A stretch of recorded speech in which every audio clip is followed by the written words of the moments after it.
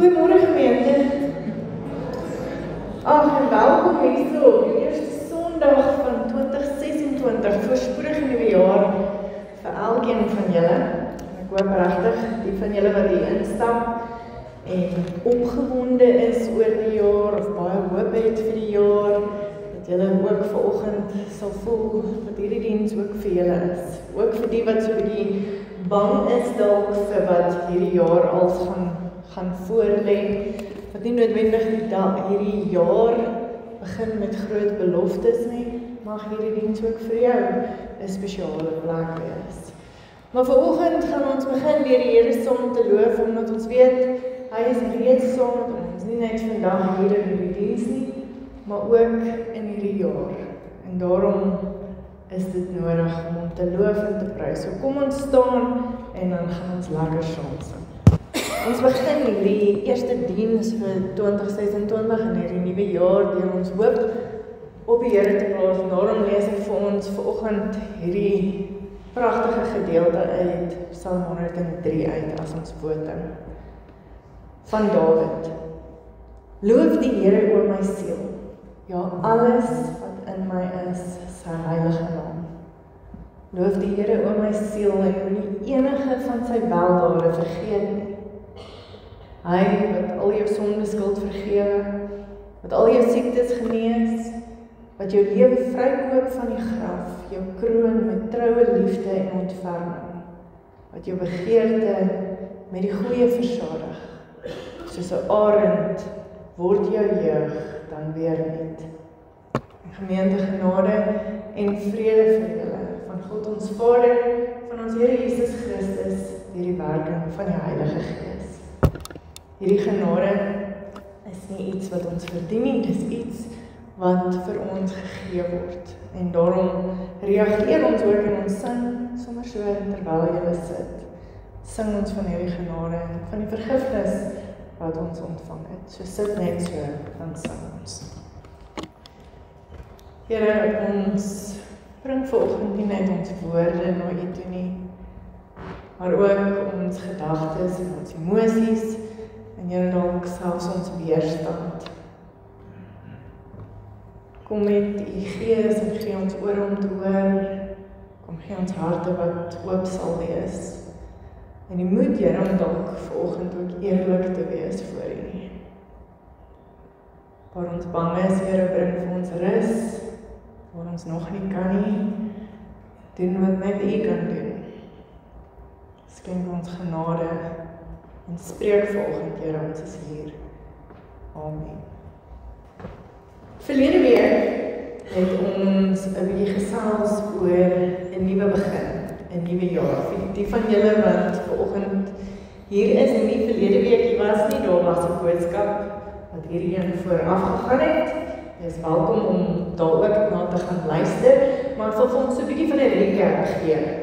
Net so in die begin, verlede week het ons gepraat oor wanneer ons moet nuut begin en hoe om te verseker dat hierdie kere nie soos al die ander vorige kere is nie. En miskien moet jy ook nou hier in die nuwe jaar begin met iets nuut, miskien 'n nuwe werk, miskien iets nuut in jou verhouding, miskien 'n nuwe verhouding of 'n nuwe seisoen. Of dalk is daar iets wat jy weet jy moet nou finaal afsluit, maar jy het nog nie die moed gehad om daarmee te deel nie. En gewoonlik wanneer ons met iets nuut begin, dan begin ons met 'n groot gejuig en ons begin net hardloop. En ons het vir mekaar gesê, dis 'n verskriklik gevaarlike ding om te doen, want soos met 'n DIY-projek lees ons baie keer nie die handleiding nie. Ons hou nie van 'n manual nie, ons wil net inspring en dinge reg doen. Maar baie keer gaan dit beteken dat jy weer eers die dinge uit mekaar uit gaan moet haal, voordat jy dit reg kan doen. En dis okay as dit by 'n rakkie kom, of 'n pophuis, of 'n projek wat jy aanpas, maar dit is baie moeilik wanneer dit kom by 'n lewe. En wanneer ons dit nie doen, wanneer ons nie moeite doen om hierdie goeie Bybelse riglyne te vat en ons tyd te vat nie, dan kom ons baie dikwels op baie selfde plek, waar ons sê, hier is ek alweer. Die geskiedenis het homself herhaal.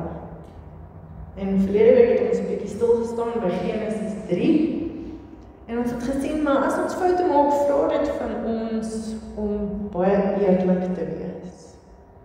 Om te sê, maar ek het ook 'n fout gemaak, ek het ook 'n aandeel gehad in my verlede, in my keuses, in die foute. Want as ek net aanhou om ander mense die hele tyd te blameer en die omstandighede die skuld te gee, dan smokkel ek eintlik my eie issues in my toekoms in. Wanneer ek nie met my goed deel nie my aandeel erken nie, sit ek my goed in my gatsak en ek stap net die toekoms in. Hierdie goed volg my. En toe het ons vir mekaar gesê, ons gaan huis toe gaan en ons gaan hierdie sirkel gaan teken. En hierdie sirkel verteenwoordig jou nuwe begin, maar ook alles wat die skuld gegee kan word vir hoekom jy nou nie moet begin. En al die redes hoekom dinge skeef geloop het, gaan daarin gaan. In jou huwelik, in jou werk, in die jaar wat nie uitgewerk het nie. Daai juffrou was so, my baas was so, my kollega het dit en dit gedoen. Alles sit jy in hierdie sirkel. Maar verlede week het ons vir mekaar gesê dat dit belangrik is om stil te staan by hierdie snytjie, hierdie gedeelte wat jou aandeel is. Ons eie deel. En ons het mekaar gesê dat dit waarskynlik nooit groter is as daardie klein geel gedeelte van die sirkel nie. Dis nooit groter as dit nie, want ons hou nie daarvan om daardie storie te vertel nie. Dis baie lekkerder om die storie te vertel van almal anders wat jou te nagekom het. En alles wat net teen jou gewerk het. Maar ons het mekaar gesê hoe belangrik dit is. En hoe klein of hoe onbenullig jy voel daai klein deeltjie is, om dit aan jouself te gaan erken. Vandag praat ons oor die ander deel van die sirkel. Want jy nou jou klein deeltjie hanteer, en nou wil ons vra, okay, as daai klein deeltjie verteenwoordig jou issues, wat jy in jou toekoms insmokkel, dan moet ons vandag werk met hierdie ander deel van die sirkel ook. Want hierdie is ander mense se issues. En as jy nie daarmee werk, dan vat jy hulle issues in jou toekoms in. So dit is baie belangrik dat ons met hierdie deel van die sirkel werk. Om te verseker dat hierdie keer anders is as elke ander vorige keer, moet iets verander. Nie net jou omstandighede nie, die mense saam wie jy werk nie, die verhouding nie, jy gaan vandag 'n besluit moet neem. Want 'n nuwe jaar, 'n nuwe begin nie net sommer van self nie. Dit vra 'n keuse. En jy kan jou woede, jou vrees, jou angs, dit wat jou so 'n bietjie van balans afhou, kan jy in jou verlede los. Jy kan, maar dit gaan aksie vorm. Dit gaan aksie vra en dit gaan moeilik wees. Nou, ons glo as Christene dat die pad om met daardie deel van die sirkel te werk, begin met vergifnis. En ek weet, sodra ek daardie woord sê, begin jy so ongemaklik in jou stoel rondskuif. Julle lyk nie verskriklik opgewonde om nou vanoggend hier te wees nie. En as jy nou vir die eerste keer hier is vanoggend by ons, as jy dalk nie is in die omgewing, of jy het gesê hierdie is jou nuwejaarsvoorneme om 'n bietjie meer gereeld kerk toe te kom, welkom hier vanoggend. Ons praat oor vergifnis, en vergifnis is nie 'n neutrale woord nie. Dis glad nie neutraal nie, want wanneer ons die woord vergifnis hoor, dan koppel jy dit onmiddellik met dit wat vir jou die heel meeste pyn in jou lewe veroorsaak het. daardie ding in jou lewe wat jy net oorleef het. Daardie ding wat jou totaal en al plat geslaan het. Dis waarmee ons vergifnis koppel. En ek dink, dis vir ons so moeilik, want vergifnis is een van die goed wat ons die minste oor wil hoor. Dis nie vir ons lekker om te hoor nie, maar een van die goed wat ons die meeste misverstaan. Ons sukkel verskriklik met vergifnis. Baie van ons ervaar vergifnis as diep onregverdig. Ons het 'n bietjie van 'n attitude as dit kom by vergifnis. Ons dink dit is onregverdig, want hoe kan ek vir die persoon wat my die heel seerste gemaak het in hierdie wêreld 'n free pass gee? 'n geskenk gee van vergifnis. En nou die persoon wat my die meeste skade aangedoen het. So miskien het jy vanoggend gekom en gehoop, yes, miskien gaan sy nou daai deel van die sirkel hanteer en sy gaan net praat oor hoe sleg daai mense is. Miskien gaan dit 'n preek wees wat ek vir hulle gaan aanstuur en waar daar vir hulle gesê word, bekeer jouself, jou sondaar. Maar dit is nie wat ek vanoggend gaan sê nie. Ek gaan ook nie vanoggend vir jou een of ander loophole uitwys in die Bybel nie. Wat sê, yes, as ek nou jou storie hoor, of nou jou storie, of hierdie omstandighede, dan gaan vergifnis nie vir jou geld nie, is fine. Dan bly wat, jy verdien het. Ek gaan nie dit vanoggend doen nie. En ek weet dat ek nie vanoggend by al die misverstande rondom vergifnis kan stilstaan nie. Ons gaan eenvoudig net nie daarvoor tyd hê nie. Mense gaan weke en weke oor vergifnis kan preek. Maar daar is 'n paar wat ek dalk net vanoggend so vlugtig opneem. Iets wat, wanneer jy nou na die res van die boodskap luister, jy nie net onmiddellik afsluit nie. So luister net, voordat ons kom by wat die Bybel ook vir ons leer oor vergifnis. Net 'n paar misverstande wat ons het oor vergifnis. Vergifnis, daar's nie 'n loophole nie. Die Bybel is baie duidelik daaroor, jy moet vergewe. Vergifnis is 'n opdrag. Maar versoening is nie 'n opdrag nie. Hoor dit? Vergifnis is 'n opdrag, maar versoening is nie 'n opdrag nie. En baie keer word dit teen ons gebruik. Jy het my nou vergewe, so alles moet nou fyn wees. Nee, maar versoening vereis meer as een persoon. Versoening vereis twee mense wat die waarheid vertel. Daar's 'n erkenning van die skade wat aangerig is. Daar's berou. Daar is gedrag wat verander en daar is verhoudings wat herstel word. Vertroue wat herstel word. Dit is nie noodwendig die opdrag wat ons kry nie. Versoening vereis twee mense, wederkerigheid. Vergifnis kan jy alleen doen. Hoor mooi, vergifnis kan jy alleen doen. En ja, die Bybel is baie duidelik dat ons so ver as moontlik met mekaar in vrede moet leef. Dat versoening 'n deel is van ons bediening.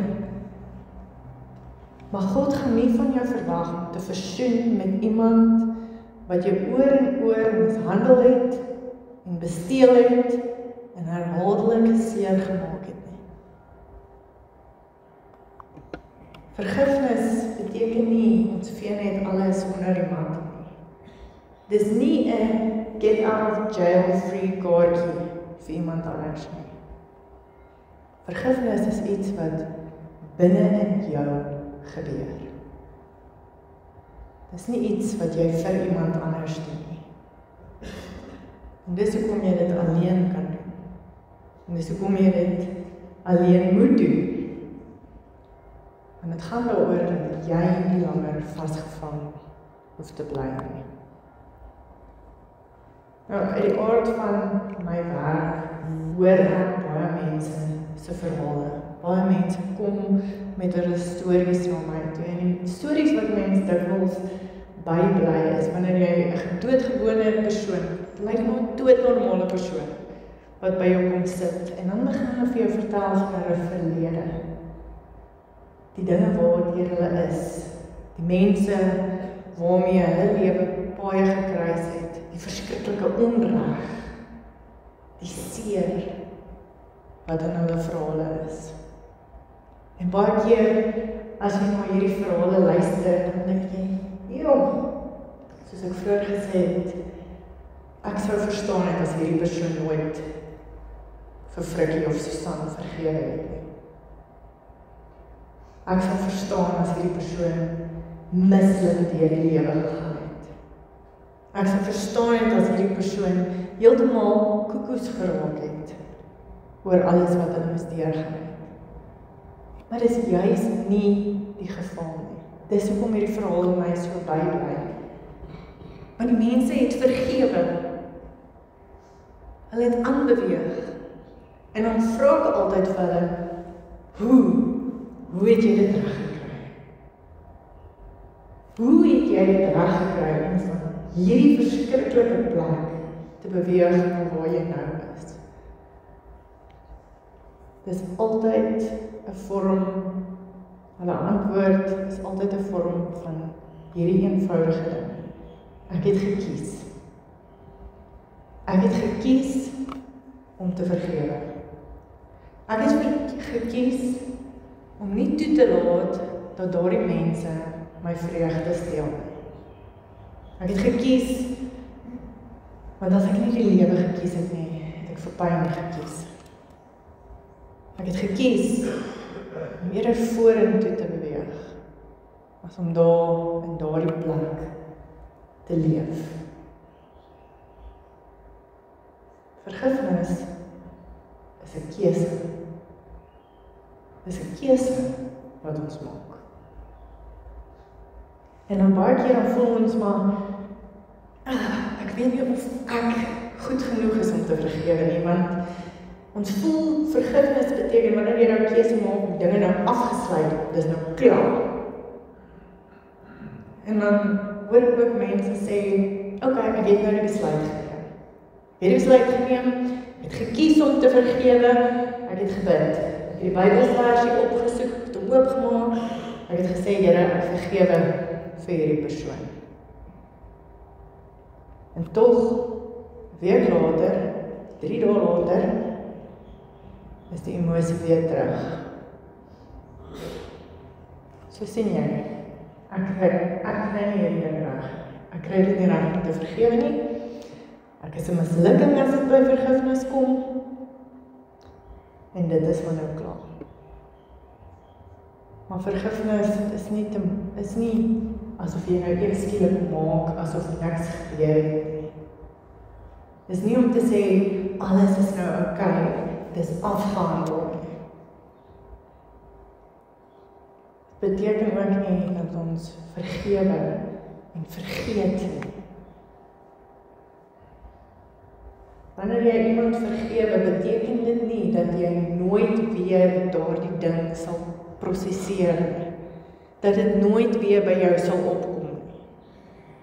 Jy kan steeds aanhou om daarmee te werk en daarmee te deel en om gesond te word van daardie ding aan. Ek dink dis hoekom dit vir baie van ons so moeilik is om oor vergifnis te praat en daaraan te dink, want dit voel onmoontlik. Dit voel of ons, en dis nie in die Bybel nie, vergewe en vergeet. Maar dan skielik word jy getrigger deur 'n lied of 'n reuk of deur iets wat gebeur, iemand wat soos hulle lyk. Dan dink jy, yes, nee, ek kan nie hierdie vergifnis ding regkry nie. Ek kan nie vergeet nie. Maar hoor mooi, elke trauma waardeur ons gaan, het eintlik 2 dele. jy die feit wat met jou gebeur en dan het jy die impak daarvan. Wanneer ons kan vergewe, dan deel ons met die feite, dit wat gebeur het. Die impak is iets wat jy waarskynlik herhaaldelik gaan moet vergewe. Miskien is dit die rede hoekom die 70x7 daarin is. Die feit kan jy vergewe. Die impak kom geleidelik. Dit leef lank nog nadat die feit van wat gebeur het reeds afgehandel is. Dit leef in jou liggaam, in jou geheue, in jou emosies. So vergifnis en genesing is nie soos hierdie skakelaar nie. Dit vat tyd. Dit vat tyd, maar dit is 'n keuse wat vir jou rigting gee. En miskien is dit hoekom Jesus ons geleer bid het, soos hy geleer het. Nie gekom en gesê, begin met hierdie groot beloftes nie, begin met hierdie gebed wat jy daagliks bid. Gee ons vandag ons daaglikse brood. En dan onmiddellik, sonder om asem te haal, sonder enige verdere afwykings, gee ons daaglikse brood en vergeef ons oortredings, soos ons ook die vergewe wat teen ons oortree. Ek dink nie dis toevallig dat vergifnis hier by daaglikse brood staan. Vergifnis, gaan lees Matteus 6, waar die Onse Vader vir ons opgeteken word. Gaan lees hele Matteus 6. Vergifnis is 'n groot ding. En dit staan hier reg langs ons daaglikse brood. En partykeer is dit nie hierdie eenmalige besluit nie. Dis iets waar ons dalk elke dag sal na hom terugkeer. En party dae dan kan ek dit vrybid en sê, Here, ek is nou kwaad oor hierdie ding het my getrigger. Vergewe asseblief weer daai persoon. Vergewe dat ek nou so voel. Vergewe dat hierdie nou by my opgekom het. Ander dae bid ek dit teen my tande. En dis okay. Ek dink hierdie gebede is albei geldig. Want vergifnis is nie 'n prestasie nie. Dis 'n daaglikse afhanklikheid. En Paulus help ons ongelooflik baie as dit kom by vergifnis. Hy help ons ook om te verstaan hoekom Jesus ons so leer bid het. Want Paulus praat met ons oor onverwerkte emosie. Hy leer ons iets hier van woede wat bly lê, van seer wat nie hanteer word nie. En in Efesiërs 4 praat hy oor hierdie goed nie in abstrakte terme nie, maar as iets wat in mense se harte gebeur wanneer dinge nie uitgesorteer word nie. So ek lees vir julle, ek gaan bietjie speel met die vertalings hierso. In Efesiërs 4 vers 26 lees ons, as julle kwaad word, moenie sondig nie. Nou meeste van ons het groot geword met hierdie vertaling, die 1983 vertaling, is so 'n bietjie vroom hierso. As julle kwaad word, moenie sondig nie. Dit klink amper soos 'n sig van, ag, liewe goeie Christen, as jy dan nou moet kwaad word, moet dan tog nou nie sondig nie. Nee, dit klink baie pragtig. Maar dit is nie wat Paulus hier skryf nie. Dit is nie 'n baie goeie Afrikaanse vertaling hierdie nie. Paulus sê nie hier, probeer kalm bly nie. Die 2020 vertaling is nader aan wat hier gebeur. Hier is 2 imperatiewe, 2 opdragte, iets wat jy moet doen. Okay? Word kwaad. Word kwaad, dis 'n opdrag. Doen dit. So as jy vanoggend hier sit en jy dink aan jou in daai deel van die sirkel en jy's bietjie kwaad, jy's halfpad daar. Okay, jy doen nie regte ding. Word kwaad oor die onreg. Raak kwaad daaroor. Raak kwaad oor die verkeerde dinge. Raak kwaad daar waar jou grense oorgesteek word. Raak kwaad wanneer mense vir wie jy lief is, seer kry. Woede is nie sonde nie. Maar woede is die teken dat iets nie reg is nie. So as jy kwaad is jy nie 'n slegte Christen nie. Maar, en dis belangrik, Paulus stop nie daar nie. Hy sê, word kwaad, maar moenie sondig nie. Pas op, sê Paulus, vir wat hierdie woede doen.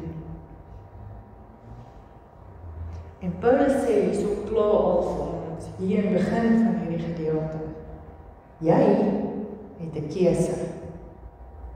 Jy is nie 'n slagoffer van jou emosies nie. En onthou, ons gaan nou uitkom by vergifnis wat 'n keuse is. Reeds hier met jou emosies moet jy sien dat jy 'n keuse het. Jy is nie 'n passiewe deelnemer wat sommer net saam gesleep word nie. Jy het 'n rol om te speel in jou woede. Raak kwaad, word kwaad, maar moenie sondig nie. En dan gaan Paulus verder en sê, moenie 'n dag kwaad afsluit nie, of laat die son nie ondergaan oor julle woede nie. Ek dink dit is goed dat ons albei wys. Maar hierdie is vers wat ons dikwels so verkeerd verstaan. Ons wil dit gaan huweliksadvies maak, nê. Ons sê dit so graag vir mense wat nie getroud is. Onthou die Bybel sê jy moenie kwaad gaan slaap nie, nê. So, dis vir ons baie maklik om te sê, okay, weet jy wat, my man het nou weer sy baardhare daar in die wasbak laat lê. Ek gaan nie kwaad gaan slaap nie, is reg, ek vergewe hom. Of jy vergewe jou vrou en jy is nou nie kwaad oor daai Edgars pakkie agter in die kar nie. Nee. Dis nie waaroor waarskynlik hierdie gedeelte gaan nie. Paulus is nie naïef nie. Paulus weet dat daar sekere dinge is in die lewe wat nie in 'n aand opgelos kan word nie. Wat nie in 'n week opgelos word of in 'n maand opgelos kan word of uitgepraat kan word nie. Hoeveel van julle het al 3 uur in die oggend wakker gelê, bloedrooi oë, so moeg, jy kan nie meer praat nie, jy kan nie meer beklei nie. Maar met hierdie simpel advies agter in jou kop, kan nie kwaad gaan slaap nie. Gaan slaap eerder en werk jy die volgende dag uit wanneer jy rustiger is, wanneer jy weer kan dink. So waarmee is Paulus dan nie besig? Ek dink hy is besig met iets groter. Ek dink hy wil van sê, hey, die son gaan sak. Die son gaan sak. En jy gaan dalk nog met hierdie kwaad deel. Maar jy gaan besluit hoeveel sonsakke jy met hierdie kwaad gaan deel. Vir hoe lank gaan jy hierdie kwaad ronddra in jou lewe? En miskien moet ek vir jou dit vra, wanneer dit kom by vergifnis en die kwaad en die woede wat jy ronddra vir iemand anders. Hoeveel sonsakke, hoeveel weke, hoeveel jare, hoeveel nuwe beginne, nuwe verhoudings, nuwe geleenthede, nuwe voornemens gaan jy nog dra voordat jy gaan deel met hierdie woede? Dis die vraag wat ons vir mekaar moet vra. Ek spring nou na die Nuwe Testament vertaling toe. Daar staan, moenie dat die son sak, terwyl julle woede nog nie gesak het nie. Ek dink ons kan dit mooi vertaal en sê, moenie dat die son bly sak, terwyl julle woede nog nie gesak het nie. Jy het keuse hier.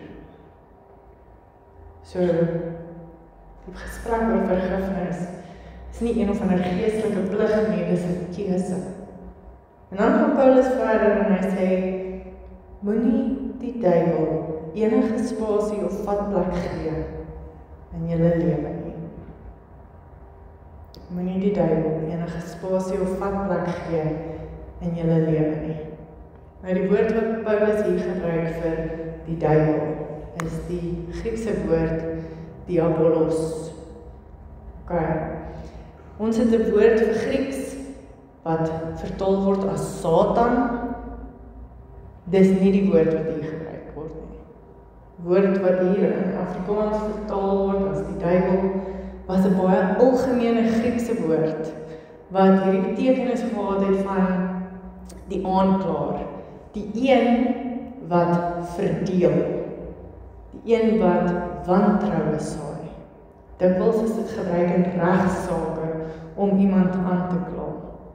Die een wat goed uitmekaar gooi, wat dinge gebreek het. In baie van die vertalings, nie in die Afrikaanse vertalings nie, baie van die ander vertalings, kom die woord devil of duiwel nie eers daar voor.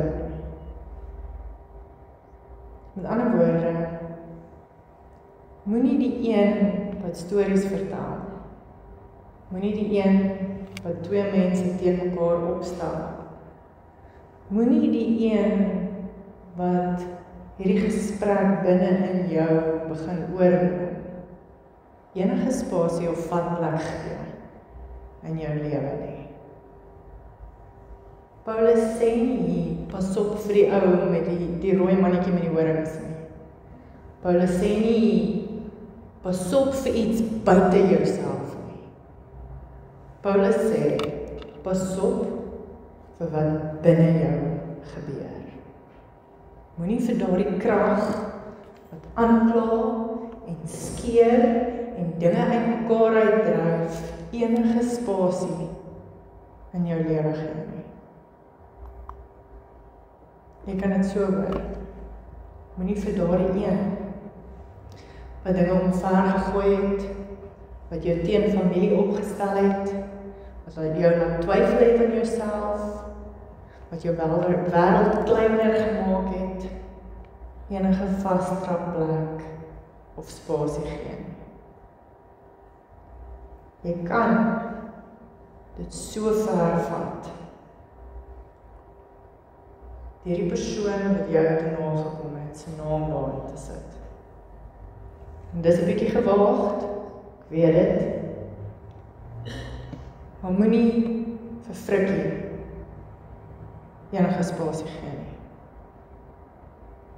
Moenie vir Susan enige spasie gee nie.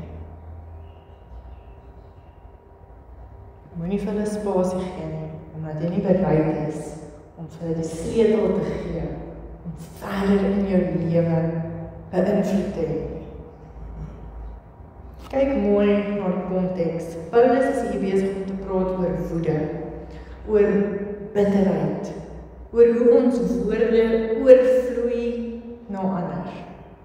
En hy sê, hierdie onverwerkte woede skep 'n spasie, 'n vashouplek, 'n vasdrapplek vir iets anders.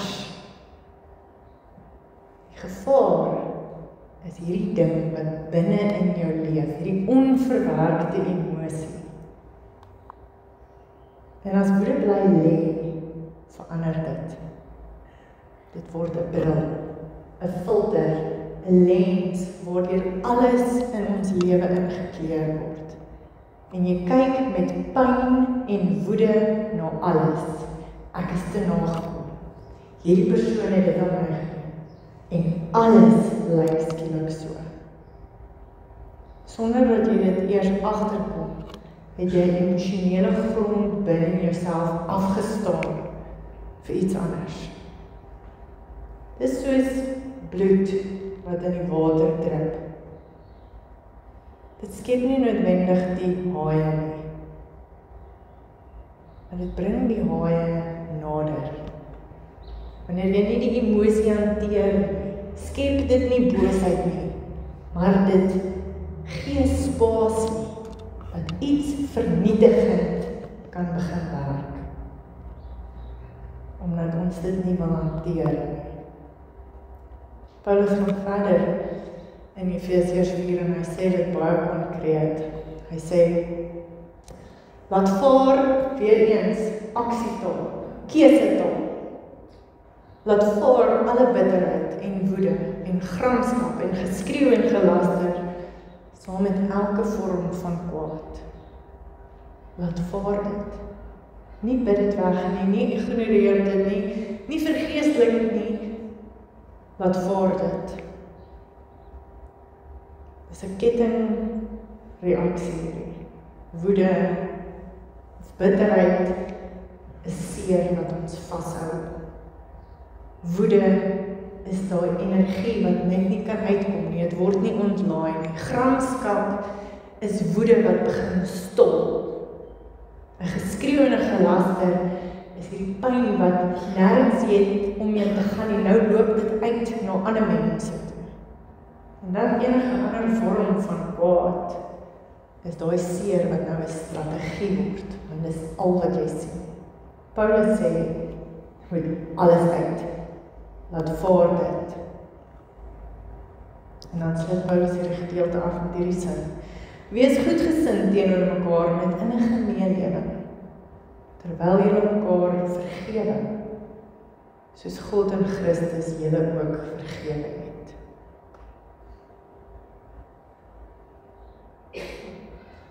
Alles tot dusver is hierdie keuse. En Paulus sê, hierdie is ook 'n keuse. Vergewe mekaar, soos God in Christus julle ook vergewe het. Die woord wat Paulus hierso gebruik is Grizomai. Is nie 'n sagte woord nie. Grizomai beteken om doelbewus af te sien op jou reg op vergelding, op jou reg op wraak. Die mense het jou dalk vrek-seer gemaak. Jy het dalk die volste reg om mal te raak en te wil vergeld. Vergifnis beteken om af te sien van daardie reg af. Om daai skuld vry te skeld. Om genade te gee, genade te gee, waar dit nie verdien word.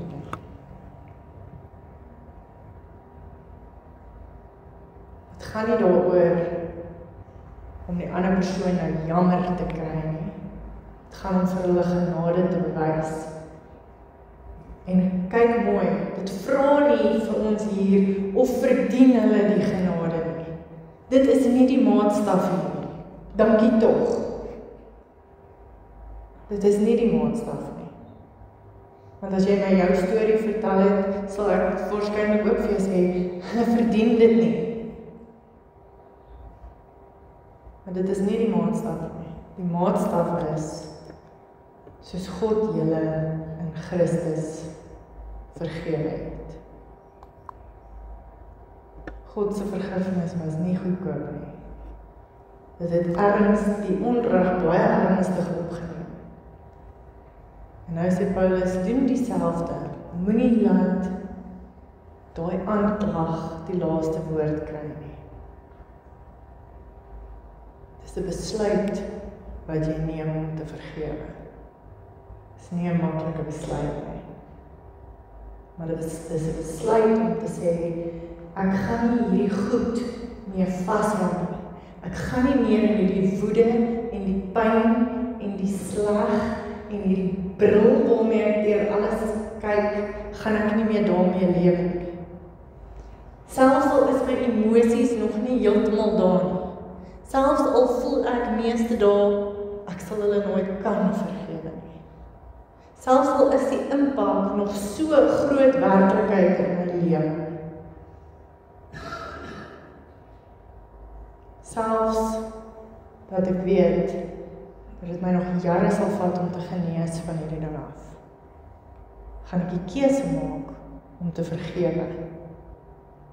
Want ek gaan nie meer hier lewe nie. Ek wil nuut begin. Paulus vra nie vir jou om klaar te wees met alles in die proses afgehandel te hê. Hy vra net vir jou om te kies. En dit is baie spesifiek. Ek gaan dit nou probeer prakties maak, want vergifnis gebeur nie net in jou kop nie. Dit vra aksie. So verlede week het ek vir jou gevra om te gaan werk met die sirkel, en ek het vir jou gevra om te werk met daardie klein gedeeltetjie. Ek wil net hê jy moet teruggaan, en jy moet 'n lys gaan maak. 'n Lys gaan maak, weer eens nie in jou kop nie, op papier, skryf dit neer. Skryf al die name neer. Skryf baie spesifiek neer, wat elke persoon hier aan jou gedoen het. Kan jou baas wees, kan jou pa wees, jou ma, jou broer, daai onderwyser. Dalk is dit 'n klomp mense wat ingespeel het op hierdie ding. Skryf alles neer, die goed wat jy al lank saamdra, die dinge wat jy oordink, die gesprekke wat jy oor en oor voer, oomblikke wat steeds jou asem wegvat. Moet dit nie probeer versag nie, moet dit nie probeer mooi maak nie, skryf dit net neer soos dit is. En gaan jy waarsku, hierdie lys gaan langer wees as wat jy ooit sou verwag het.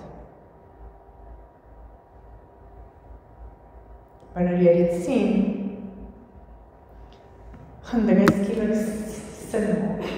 Ek gaan nou emosioneel raak, ek weet nie hoekom nie, ek kan dit net voel, en ek weet ek moet nou vinnig maak ook, maar hierdie lys gaan baie lank wees. En wanneer jy daarna kyk, gaan jy vir die eerste keer besef, nou verstaan ek. Nou verstaan ek hoekom ek voel soos ek voel. En kyk waar ek moes gaan. Kyk wat ek alles saam met my dra. Kyk hierdie dinge wat 'n invloed op my lewe het. Geen wonder ek het nie krag om op te staan in die oggend nie. Geen wonder dit voel of ek nie kan aangaan met die lewe nie. Geen wonder my familie sê vir my, hulle dink ek moet dalk pille kry nie. Kyk na daai lys. Jare so onuitgesproke pyn. Onafgehandelde stories. Woorde wat nie teruggevat kan word nie. Oomblikke wat nooit teruggekry sal word nie. En dan kom luister jy dalk net na hierdie stukkie van die preek weer. Want miskien het jy dit nodig om dit te hoor, en miskien het jy niemand in jou lewe met wie jy al die goed kan deel. Miskien is daar mense wat vir jou sê, jy is te sensitief, jy is dramaties. Dis nie so erg, jy onthou nie die dinge reg. Miskien het jy nodig net om weer te hoor, miskien van my af, sonder dat ek jou storie ken. Wanneer jy nou al lys kyk om te hoor, ek is jammer. Ek is jammer dat hulle gesê het wat nooit gesê moes word nie. Ek is jammer dat hulle nie gesê het wat hulle moes sê, dat hulle stil gebly het. Ek is jammer dat jy seer gemaak is. Ek is jammer dat jy mishandel is. Ek is jammer dat daar van jou gesteel is, dat daar vir jou gelieg is. Ek is jammer dat jy iets moes dra wat nie joune was om te dra nie. Wat gebeur het, was nie reg nie. Ek is jammer. En miskien het jy nodig om dit van my af te hoor in daardie oomblik. Want wanneer jy ook na hierdie lys kyk, gaan jy besef, baie van die mense wat jou seer gemaak het op daardie lys, gaan jou nooit, ooit kan terugbetaal.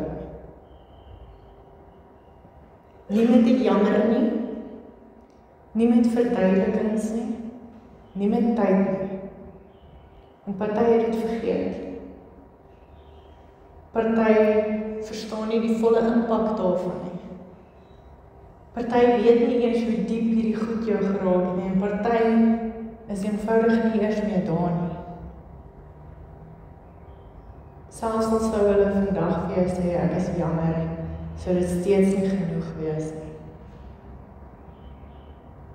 Want 'n jammer kan nie jou tienerjare teruggee. Dit kan nie tyd saam met 'n geliefde teruggee nie. 'n Jammer kan nie ongedaan maak wat gebeur het nie.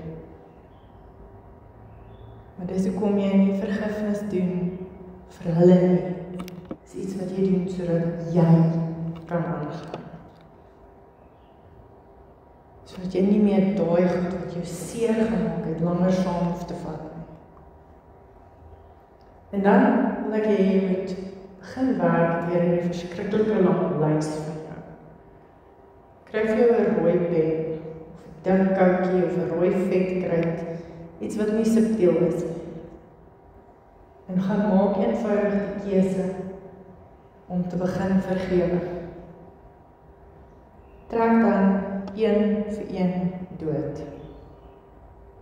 Nie omdat dit nie gebeur het nie omdat dit nie seer is nie omdat dit nou die regte ding is om te doen nie, maar omdat jy kies om dit nie langer te dra nie. Daai rooi pen is nie ontkenning nie. Dis 'n besluit. Dis 'n besluit om te sê, ek los dit nou nie. Ek laat vaar nou die woede en die pyn en die gramskap en alle vorme van kwaad. Ek gaan nie toelaat dat ek my eie lewe reduseer tot hierdie plek van pyn. En jy kan hardop sê, ek kies om te vergewe, nie omdat hulle dit verdien nie, maar omdat ek 'n nuwe begin kies. Party lyne gaan maklik wees, en party lyne gaan nie maklik wees nie. Dit gaan jy dalk 'n hele ruk vat, voor jy party lyne kan trek. En dan gaan jy agterkom, al hierdie goed is met rooi dood getrek. Dit beteken nie die pyn is nie meer daar nie, dit beteken nie dit het nie gebeur nie, maar nou begin jou pyn anders lyk. En miskien dan verstaan ons, omdat Christus ons vergewe het. En ek wil nie charismaties klink of iets, en sê alles is nou met die Here se bloed, rooi bloed toegemaak nie, maar dit sal anders lyk. Want ons as Christene glo in elk geval, dat vergifnis nie uit ons eie krag kom nie. Dit vloei uit dit wat Christus reeds gedoen het. Soos God vergewe het, vergewe ons. Jy hoef nie dit alles meer alleen te dra nie. En onthou, jy vergewe die feit. Jy vergewe die impak dalk op 'n later tyd. Maar jy het begin kies en nou begin dinge anders lyk. Dis hoekom ons verlede week, toe ons met die sirkel begin werk het, met ons klein deeltjie begin werk het. Jy werk eers met jou aandeel, jou snytjie. Want as jy nie jou eie aandeel in jou verlede aanspreek nie, want jy het nie 'n plek waaruit vergifnis kan voortvloei nie.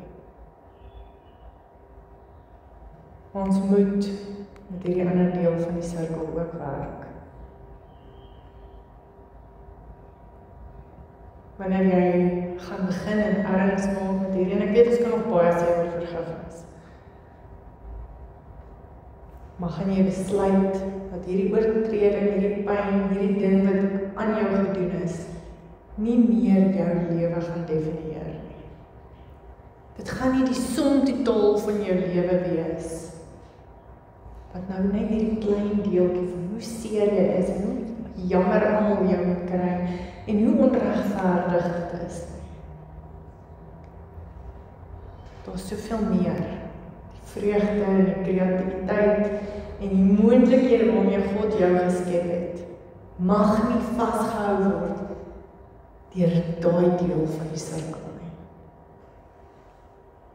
Dis hoekom ons hier moet stil staan, want vergifnis maak regtig vir jou 'n nuwe lewe moontlik. Dis hoekom hierdie nuwe jaar vir jou dalk kan anders lyk. Dis hoekom jy regtig hierdie jaar met 'n nuwe begin kan begin. Nie omdat alles vergeet is nie, maar omdat jy kies om nie meer vasgehou te word nie. En daarom jy sukkel, en ons almal sukkel. Daar is nie een van ons wat nie sukkel met vergifnis nie. Maar mag jy daar waar jy sukkel, mag God jou daar ontmoet, waar jy eerlik is, waar jy sukkel. Mag hy jou help met net die keuse, met net die woorde. Mag die genesing dan kom. Dis nie eerlikheid wat jou gaan red nie.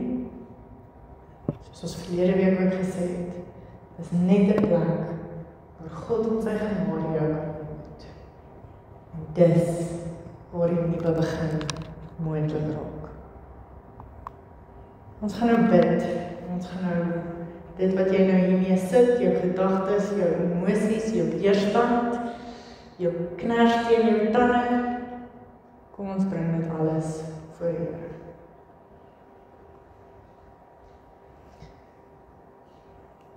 Here, ons bring nie antwoorde nie, ons bring net onsself. En ons bring ons gedagtes, dalk wat nie wil stil raak nie, en ons emosies, Here, wat rou en die mekaar is. En ons weerstand, Here, wat sê, ek hoor wat die vrou maak, ek weet nie hoe ek dit nou al kan leef nie. Jy ken dit alles alreeds. Niks hiervan verras nie, en niks hiervan maak jy minder teenwoordig nie. Dankie, Here, dat jy ons nie vra om eers sterk te wees, of seker te wees, of klaar te wees, voordat jy ons ontmoet nie. Dankie dat die genade nie wag tot aan die einde van die proses nie, maar ons ontmoet, waar ons kan eerlik raak, en waar ons kan begin kies. Waar ons vandag 'n besluit neem, Here, dat ons nie langer vasgehou wil word nie. Here, en waar ons nog huiwer, en waar ons nog bang is, en waar dit nog seer is, wees tog geduldig met ons. Ons lê ons seer neer, en ons lê ons stories neer. En ons lê hierdie nuwe begin in die hande, en ons vertrou dat U met ons verder sal werk. Stadig, getrou, en sonder om ons ooit te los. Ons bid dit, Here, want ons sukkel, maar ons wil. Ons wil vergewe. Ons wil nuut begin. Lewe, Here. In U naam. Amen. Gemeente, gaan nou in vrede. Mag die Here julle seën en julle beskerm. En mag hy julle met sy genade daar ontmoet, presies waar julle is. In eerlikheid, in pyn, en die keuses wat julle moet maak. Mag sy vrede julle dra, terwyl julle stadig